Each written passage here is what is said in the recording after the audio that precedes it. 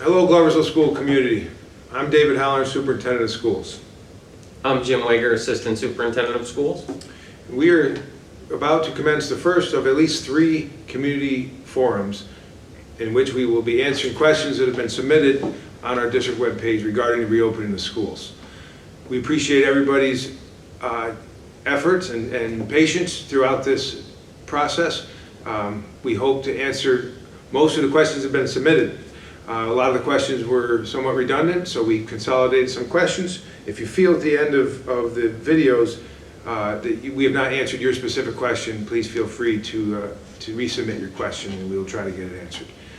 Today, Mr. Wager and I are going to focus on health and safety, and if we can get to some other items such as transportation, food services, we're going to do so. In the next meeting, we hope to have building principals speak directly to the parents of their children to answer building specific questions, and certainly in our last forum, we will again touch on bigger ticket items that people want answered, as well as anything that has been brought up in the meantime. Again, we thank you for your patience. We hope you're enjoying this summer, and we look forward to seeing your children in September. First area that we've received many questions on regards COVID-19 testing. The governor just submitted some directives to the school district stating that we need to pull from our current plan what the district plans to do regarding COVID-19 testing. And the answer is the district does not have the legal authority nor capacity to do any COVID-19 testing. We will work in conjunction with the health department, our district physicians, and student and staff primary care physicians to ensure any student or staff member who is suspected of maybe having COVID virus is tested accordingly. So that language will be pulled from the current reentry plan and illuminated on our district website in the coming days. Mr. Wager, do you have anything else to add to that? Just that we've been working very closely with the Fulton County Public Health Department and the officials at Nathan Latour Hospital to ensure that we have a system in place that provides a modicum of protection for students, staff, and any visitors that may enter our building. Taking the proper precautions and cares to ensure great hand hygiene, maintaining our social distancing, and wearing our masks when we're unable to do so, all helps reduce the risk of spreading the COVID-19 virus.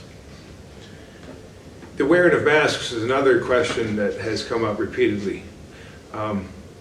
The New York State guidelines are pretty clear. In fact, they're very clear. Students and staff are required to wear masks when social distancing is not able to be maintained. On the school bus, regardless of the social distancing that could be maintained, masks are required. New York State, as well as the Gloversville School District, encourages families to try to provide their own transportation if possible to and from school. Our buses will run regardless, so if you are not able to provide your own transportation, the buses to those students that are eligible will still be there. Our shuttle runs from McNabb to Kingsborough Boulevard and Park Terrace. We are still planning to run those shuttles. That is something the district's not required to do, but we understand it's important because many people don't have transportation, but social distancing and masks will be required on those buses. So how that looks, arrival time at schools may be a little bit different than it was in past years. Masks will be worn in offices and hallways by all people, students and staff, as well as visitors. In the classroom, when seated 6 feet apart during instruction, students may remove their masks. Students are certainly allowed to keep their masks on if that is what they wish to do, if that is something their parents ask them to do, but they are not going to be required to wear their masks throughout the day while seated during instruction. Students will be given time, masks breaks. There will be time they can be outdoors as much as possible. We plan to use as many spaces as possible to allow students more distance, and we hope that we have a nice fall, so we were able to do that. So here. Going into, without going too far into our hybrid instructional model, the very design and intent behind that is to enable us to maintain those social distancing protocols and keep staff, students, office personnel, anyone in our schools as safe as possible and to reduce the spread of COVID-19. The building principals will get into the hybrid instructional model in a little more detail in those Q&As to come. The district has secured 20,000 masks for students. Now, this is something that we encourage parents and guardians to provide comfortable masks for their children, clean, sanitary, healthy masks. But we understand masks break. Sometimes students forget them. We've ordered 20,000. And that may sound like a lot, but these are disposable masks that will be chewed through fairly quickly. We have 2,600 students. It would not take long for 2,600 students to go through 20,000 masks if that's all they were relying on. So we're asking parents and guardians to be sure to provide masks that are comfortable for your children. In the event that they're unable to find one or have one or bring one or it breaks, we will have masks available for them. As a part of the requirements as laid out by the New York State Department of Health and with the guidance from the National Center for Disease Control, school districts are required to do health screenings of students and staff prior to entering the building. The district is currently working with a provider that will give us an app that you can download on Chromebook, computer, on your smartphone, in which you can answer the required questions each morning before sending your child off to school. In the event that you're unable to do so, for whatever reason in that morning, mornings can be a bit chaotic, children will be screened upon entering. We are still working out the very details of that challenging process, but it will involve temperature checks, alternate entryways into each of the buildings. So we're really relying heavily on you to ensure that you do those screenings at home before sending your children to school. That will help make our entries more efficient and be sure that everyone that is entering is safe and as healthy as they possibly can be. Students with temperatures over 100 degrees will not be allowed entry into the building.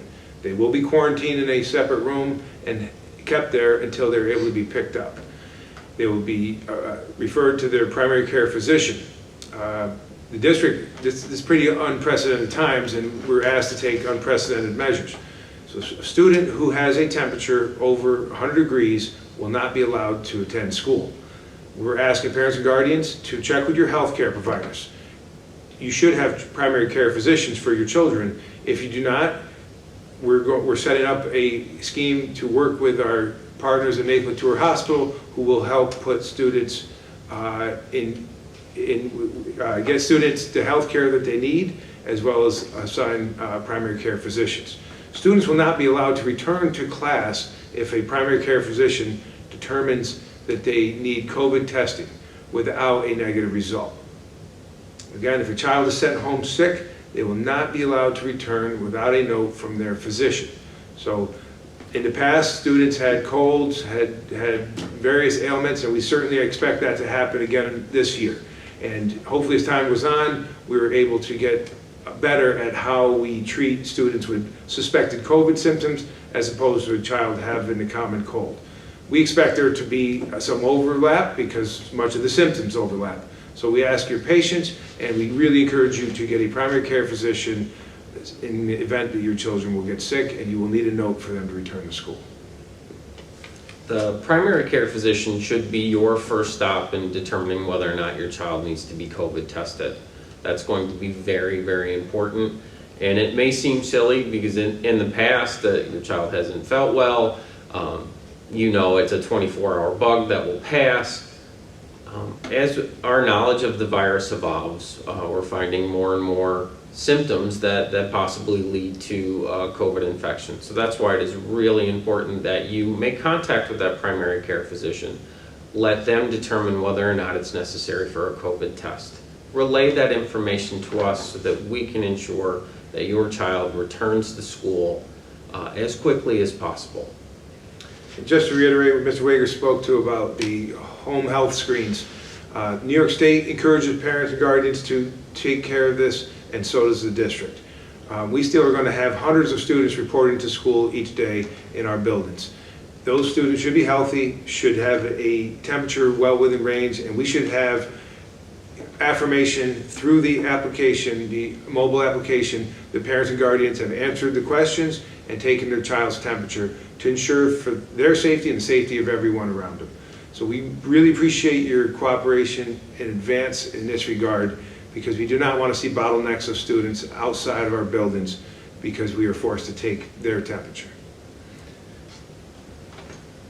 Students with other illnesses, I spoke to that a little bit. Students with underlying health issues whose parents do not feel comfortable sending them to school, we are required to provide their instruction. In the past, that consisted of 2 hours of tutoring, an hour of tutoring for students in the primary levels, 2 hours for tutoring students in the secondary levels.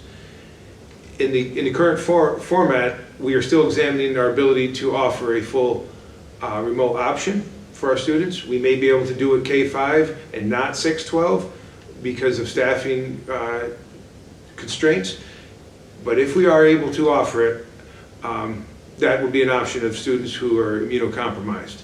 If we are not able to offer it, Capital Region BOCES is offering a program in which districts would enroll our immunocompromised students in online learning through Capital Region BOCES so that they can continue to receive their education, and that will be more robust than the 1 to 2 hours of tutoring that students with health conditions that prevent them from attending school have received in the past. As our plans for the remote learning option evolve and we receive more information in terms of parental interest and what we're able to accomplish staffing-wise, it has already become clear to us that remote learning options will look differently at K-5 than they will at 6-8, than they may even at the high school, 9-12, due to the complexities of their scheduling and the varying needs of the students at each level. Like Mr. Halloran said, to reiterate, we are often dependent on what our resources that we have that are available to us and that we can deploy effectively. The last thing we want to do is develop a model that reduces the efficacy of our ability to deliver meaningful instruction to each and every Gloversville student. We received several questions regarding contact tracing. If a student or staff contracts COVID-19, the district, because of HIPAA requirements and protections, the district is not at liberty to announce to the class of that student, so-and-so is COVID-19 positive. We certainly understand the need for parents and families to know. So the Fulton County Health Department, as all health departments across the state, have done contact tracing for decades. That is the agency that will be doing the contact tracing. If we become aware of a positive case in our school, a parent contacts us and says, our son, our daughter is tested positive for COVID and they're positive. Our first call is going to be to the health department. The health department may already know, but we will work with the health department to provide them the information, and the health department will conduct the contact tracing. Individuals in that classroom will be notified as soon as possible. We are not going to notify parents of suspected COVID cases, possible COVID cases, because as we've already learned, we would be in a constant state of concern. We prefer to deal with facts. That is the recommendation from the health department. So we will only be reporting on positive COVID cases, not suspected COVID cases. We understand this could cause some concern and some nervous days for people, but this is the recommendation from the health department. We are bound by law to not release medical information on anybody. So we ask your patience in advance. These are why we have these safety measures in place, such as masks and deep cleaning and social distancing. We are hopeful and confident that the measures we are going to take will keep our students and staff safe. Another major concern that came across very clearly in the questions were submitted were in terms of students receiving meals at school. for those students that are in session in our hybrid model and are in our school buildings, they will be provided breakfast and lunch. Our food service staff are working incredibly hard to ensure that there will be hot meal options when it's best and easiest to do so.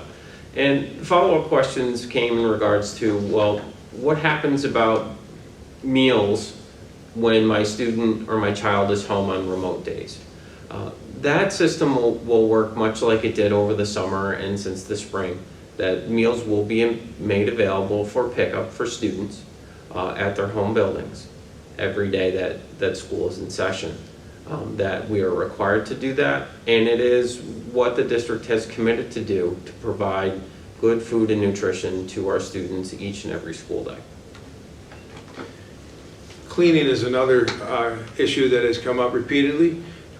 We've worked hard with our Department of Buildings and Grounds to create a robust schedule. We believe that we do an effective job of cleaning in normal times, but with the pandemic that is among us, we've obviously taken a much deeper dive on what we are doing to ensure that the buildings, the classrooms, the buses are going to be disinfected on a daily basis. Our Department of Buildings and Grounds will be working off hours to do deep cleaning every night. We know we have a hybrid model. Students will be in classrooms where other students were the previous day, and we take it very serious to ensure that every day that a student comes in and sits at a desk, that desk has been disinfected, cleaned, wiped, sanitized. Same for door handles, same for computers, any technology, telephone handles, any surfaces in these classrooms will be disinfected and sanitized. We've also received a number of questions regarding our cleaning plans for the coming school year. The district has purchased the latest recommended disinfecting tools and supplies to ensure that our daily cleaning efforts are going to be sufficient that we can confidently say our classrooms, our door handles, all surfaces in these districts and our district buildings are safe for students and staff. You know, it's going to look a little bit different in the elementary schools than it will in the high school. Although we are bringing students in 5 days a week, we have a robust cleaning schedule planned for off hours and in the high school during the day to ensure that no student will be sitting at a desk that another student has sat at without that desk area being disinfected and cleaned.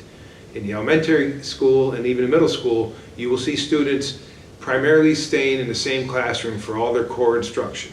We have taken many steps to minimize unnecessary travel within the building, to specials, to the cafeterias. The middle school will be eating in the cafeterias, but the elementary classrooms, students will be eating in their classrooms.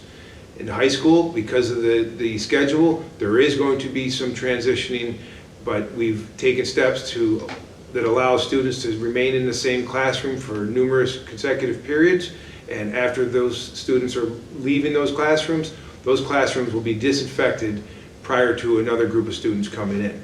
This was very important to us because we understand we would be remiss to allow students to sit at any desk, use any equipment that had been used by another person without that equipment or tabletop being disinfected. As a part of our robust cleaning schedules and methods, each school building is developing a well-marked traffic pattern for those transition times. The elementary schools and the high school will have one-way hallways. So students it may take them a little bit longer to get to the next class in that transition because of the one-way directions, but it is designed to minimize contact and the number of people in the halls with each transition. The middle school, because of its unique design and layout, will have traffic patterns that look a little bit different to accommodate that need, but there are also many fewer transitions at the middle school. Under our health and safety tab, we've received a number of questions about remote instruction. We certainly understand a lot of parents are reluctant to send their children to school, but we remind you that the infection rate is very, very low in our area. And obviously, if the infection rate increases, I think you could possibly see schools revert to a fully remote model as we did in the spring. That said, we've gone on record numerous times saying that we believe in-person instruction is most effective for kids, not only for their intellectual development, but also for their social emotional development. Human beings are social creatures and children need socialization. We have taken the steps, we believe, to ensure social distancing, the wearing of masks, the cleaning schedule, is those pieces that are in place, the signage, the reminders, the health screens, that we have done our due diligence to say with certainty that our district is going to be safe as can be. We cannot sit here and tell you that there's no way that a virus could be spread in this district. I think we would be remiss to say that. But we've done our due diligence. We believe these buildings are going to be safe for re-entry given the infection rate that's in New York State, especially upstate New York at this time. The remote option that numerous people are asking for is something that we are still looking at. The district has committed to the hybrid model at this time because the governor has said we can, and we believe in-person instruction is paramount to their development. But we understand, due to extenuating family issues, some people prefer a fully remote option. We are looking into that. We are bound by our budget and constrained by our staffing as to whether or not we will be able to do this. We are working on it. If we can do this K-5, pre-K-5, we will. If we can do it in grades pre-K through 8th, we will. If we can do it pre-K through 12th, we will. As students go further on in their education, the specialty required for teaching certain subjects is going to certainly constrain our ability to do that. There are numerous options out there regionally for people who just adamantly refuse to send their children to school, but as a district, we are still looking into it. We sent the survey out, we know there's a high interest, and we are doing our best to accommodate those who are asking for full remote instruction. We do not necessarily believe it is effective for kids, but if that's what it takes to ensure, or to at least do our part to ensure health within the home of immunocompromised individuals, we are doing our best to help you out. As for the structure of remote learning options, it was very clear that the remote learning that occurred in the spring did not meet our expectations, parents' expectations for a fully enriched educational experience. I give an incredible amount of credit to our teachers, our staff, our building principals who made a Herculean effort to turn on a dime and go from in-person instruction to a remote model in a matter of days. With that said, we know that that is not enough. So as we investigate the various remote learning options, a part of that charge is to ensure that we've learned our lessons from the spring and that what we're able to provide, when we know what we can provide, is the best possible product that we can provide to the students and families. Understanding that as we learn more and get better at remote delivery, so will those models. They will not remain static. We're in a very fluid situation, and what we know and believe and feel today may be completely different come Monday as new information continues to emerge. So be patient with us. We are working incredibly hard to provide the best possible educational experience for the students of Gloversville and meet the needs and expectations of their families as well. So we've touched on the major categories that we saw questions under health and safety. Some of the outlying questions were, will children be allowed to wear masks and face shields? The answer is yes. Masks are required, face shields are not. They're optional, but we're not going to tell anybody they can't wear them. If students are not wearing masks, that will become a discipline issue if it is not rectified. We certainly understand little children are going to not want to wear it. We are not looking to have it be a discipline issue more than it would have to be. Certainly at the secondary level, students should be older and understand the compliance and necessity for students to wear masks. At the elementary level, we're going to ask for your assistance and cooperation, because that's one of the reasons we're keeping children at their desks for a great part of the day. Why we split into 2 teams and we're sending kids every other day is so that students can be socially distanced, and that would allow them to take their mask off during the vast majority of their day. If they get out of their seats, if they are in the halls, if they're in the offices, they're going to be required to wear masks. And you know, it is what it is, as long as this virus is a threat, and those are the expectations for schools to operate sent down from the governor's office. A few other outlining issues regarding hand washing and the use of disinfectant. Every classroom is going to be equipped with hand sanitizer. Every classroom in the district is going to have a hand sanitizing station. Some people prefer hand washing. We fully understand that, and students are going to be allowed ample opportunities to use the bathroom for washing their hands. Many of our classrooms, especially in elementary levels, are also equipped with sinks. Another question came up regarding the use of water fountains. Most of our water fountains allow for refilling stations, allowing bottles to be refilled, and that is what we're going to encourage students to do. We probably will limit the abilities for students to drink out of the traditional fountains. So in short, we are going to encourage students district-wide to use the touchless bottle filling stations and not traditional water fountains. We received many questions about social emotional well-being and helping anxious students about mask wearing, or the days of being remote or not remote, and the district has taken a number of steps to help support our staff and students in this way. We've contracted with Family Counseling Center to provide additional counselors at each building. The middle school will have 2 additional counselors from family counseling. The high school and the 3 elementary buildings will each have an additional counselor from family counseling, so that in the moment, if instruction needs to stop for that child that is there in person and is really having a difficult time with some part of the day, or they're coming to school with some issues that are bothering them, that we have the support staff that can address the individual needs of those children in that moment. Their social emotional well-being is as important as their academic learning. We know as professionals, and you know as parents and guardians, that if there are things bothering our kids that take away from their ability to concentrate, they're not going to be ready to learn, and they're not going to get the maximum benefit out of that learning experience.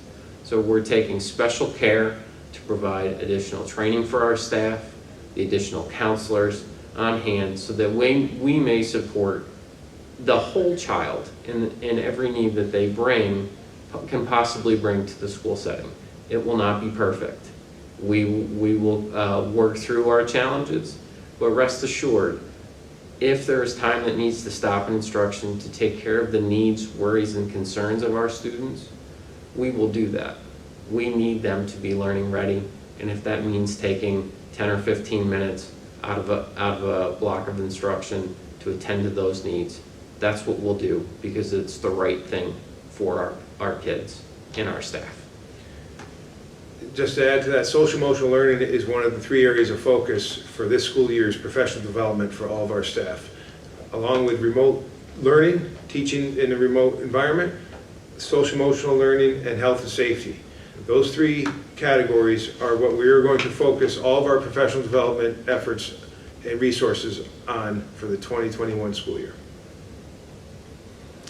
I know we've had a number of questions about the accessibility of technology for our students. Much like we did in the spring, and we put Chromebooks in the hands of as many students that needed them, we assisted families with remote Wi-Fi hotspots for those that have difficulty getting a good high-speed internet connection. We're expanding and fortifying our equipment and our plans to provide as much technology support as possible. We also have plans to provide training videos for parents and students on the best and easiest ways to access our online platforms, because even in the in-person setting, our teachers will use Google Classroom and other online platforms to supplement their instruction.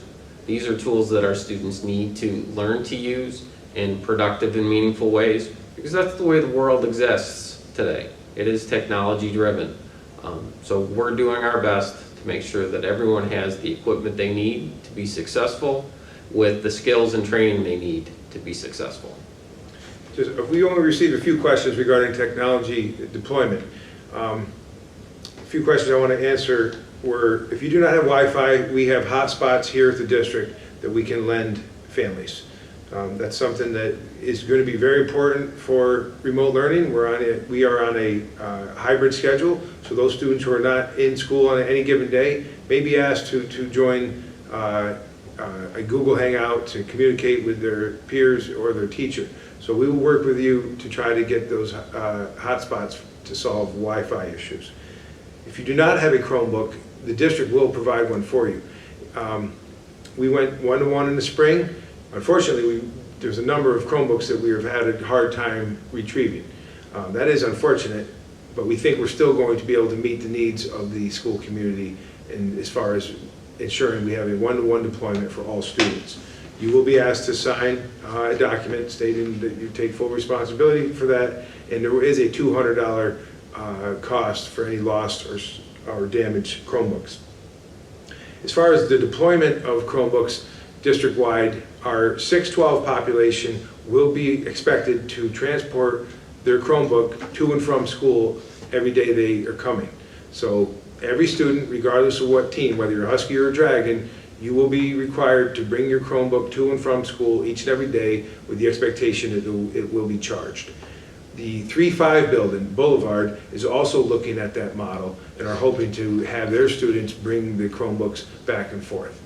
We know that that's a certain level of responsibility for our young students, but we believe that they are old enough to do so, recognize it is critical to their education, both when they are here with us and when they're at home.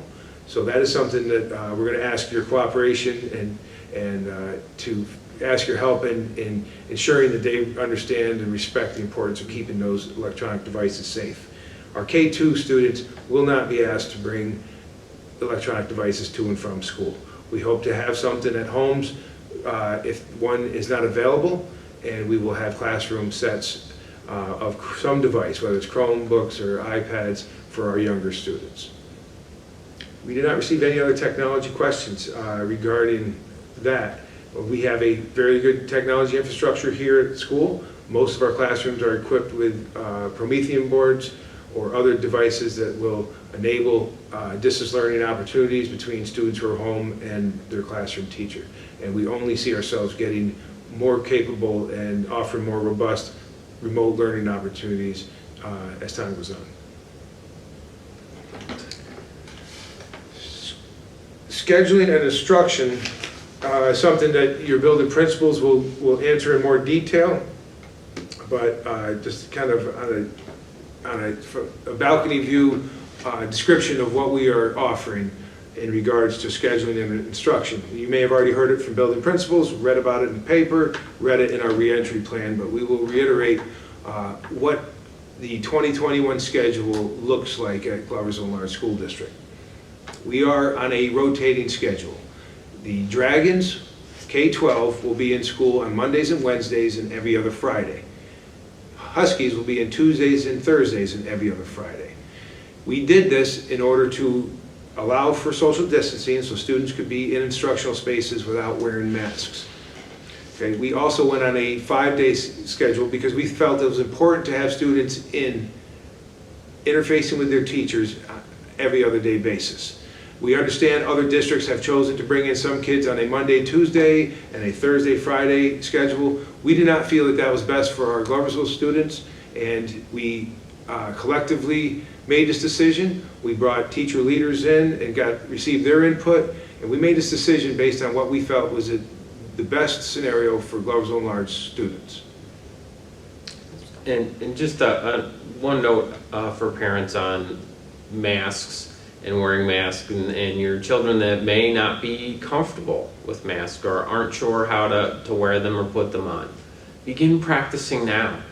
I know many students haven't been out in stores like they were used to, and so they haven't had to wear masks. They've been staying close to home and with family.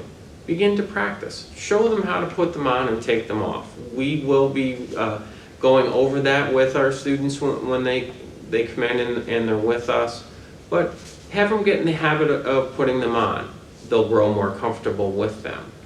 If there is a medical issue that it makes wearing a mask impossible, talk about the social distancing protocols, maintaining 6 feet, and being as safe as possible.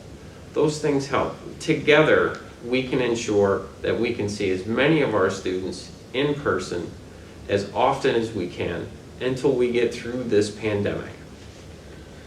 We received a lot of questions on what does remote learning look like? Will the children be interfacing with their peers who are in class? We understand there's a lot of unknowns about what remote instruction looks like. And frankly, in this environment, in a hybrid environment, so do we. There's no one answer for all, and as students move on in the grade levels, and what we expect of our secondary students to be doing remotely is going to look vastly different than our primary students. We are charged with educating students each and every day and challenging them in a remote setting. We are not experts on that, but we are quickly doing what we can to become effective at it. The education profession for the last 200 years has been an in-person business. Teachers working with children, interfacing, challenging, assessing, communicating. We still feel that that is the most effective way to educate children. But we understand we are in an environment now where we are being asked to teach remotely. We ask your patience. We understand that there's many people out there who prefer remote instruction, and you want concrete answers as to what that's going to look like. Even in the hybrid model, we understand all children are going to be asked to learn remotely. A lot of that is going to involve students learning on their own, researching, discovering, inquiry-based efforts. Teachers are learning how to assign work that is not busy work, but is work developed that will help students grow independently, draw conclusions, make inferences, arrive at conclusions, and be able to make arguments. We do not expect students to be on their Chromebooks, especially the elementary students, interfacing with their classroom for 3 hours a day. The fact of the matter is we do not have that level of technology at this time. We are going to do our best to equip every classroom with webcams that would possibly allow us to do something like that down the road.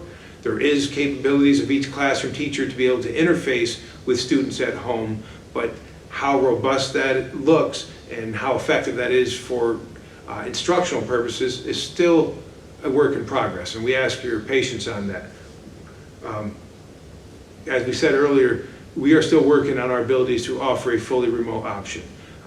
We don't want to do something that we don't feel is as effective as it can and should be.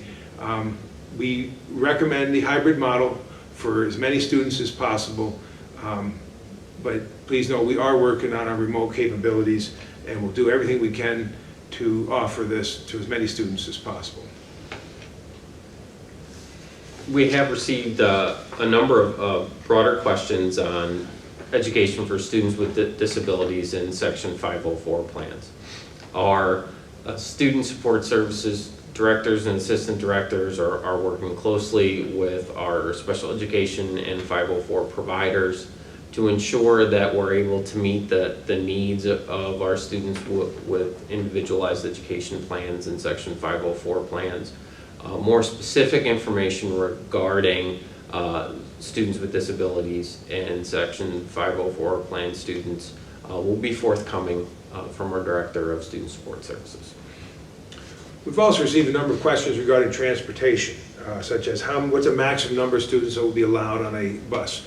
A large typical 66-passenger bus will be allowed to carry up to 21 students. One of the reasons why we've asked people to take, if they are able to transport themselves, is to relieve the burden on the transportation requirements and restrictions. So 21 students on a 66-passenger bus, and given it is a closed space, those students will be required to wear masks while on the buses. Buses will be cleaned and disinfected between uses. So we have several runs. We pick our secondary population up first, deliver them to school, and then go make our elementary runs. In between those runs, all seats and surfaces of the buses will be disinfected. It's an important point, and I appreciate that question. Temperature checks will not be done by transportation.